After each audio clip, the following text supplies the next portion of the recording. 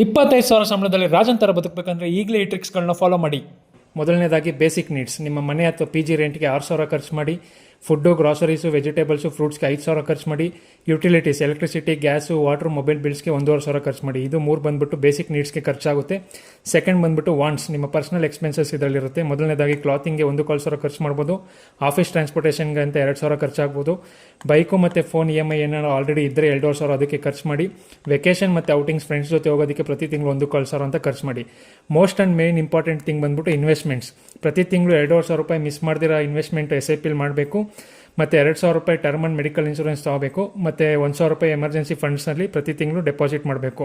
So that ಈ ಥರ ನೀವು ಮಾಡೋದ್ರಿಂದ 25,000ದಲ್ಲಿ ಆರಾಮಾಗಿ ರಾಜನ್ ಥರ ಬದುಕ್ಬೋದು. ಈ ಪ್ಲ್ಯಾನ್ ಬಂದ್ಬಿಟ್ಟು ಅನ್ಮ್ಯಾರಿಡ್ ಇಂಡಿವಿಜುವಲ್ಸ್ಗೆ ಮಾತ್ರ. ಆ್ಯಂಡ್ ಸೆಕೆಂಡ್ ಬಂದುಬಿಟ್ಟು pro tips. Invest before spending. ಅಂದರೆ ನೀವು ಖರ್ಚು ಮಾಡೋಕ್ಕೂ ಮುಂಚೆ ಇನ್ವೆಸ್ಟ್ಮೆಂಟ್ ಮಾಡಿ. ಆದಷ್ಟು ಆಚೆ ತಿನ್ನೋದನ್ನ ಕಮ್ಮಿ ಮಾಡಿ. ಪಬ್ಲಿಕ್ ಟ್ರಾನ್ಸ್ಪೋರ್ಟೇಷನ್ನ ಜಾಸ್ತಿ ಯೂಸ್ ಮಾಡಿ. ಸಿಕ್ ಆ್ಯಪ್ಗಳಲ್ಲಿ ಲೋನ್ ತೊಗೊಳೋದನ್ನ ಕಮ್ಮಿ ಮಾಡಿ. ಈ ಕಂಟೆಂಟ್ ಇಷ್ಟ ಆಗಿರೋ ರಾಜಿ ಫಿನಾನ್ಸ್ನ ಫಾಲೋ ಮಾಡಿ. ನಿಮ್ಮ ಫ್ರೆಂಡ್ಸು ಫ್ಯಾಮಿಲಿ ಮೆಂಬರ್ಸ್ಗೂ ಈಗಲೇ ಈ ರೀಲ್ನ ಕಳಿಸಿ. ಮತ್ತೊಂದು ಒಳ್ಳೆ ವೀಡಿಯೋದಲ್ಲಿ ಸಿಗೋಣ. Thank you.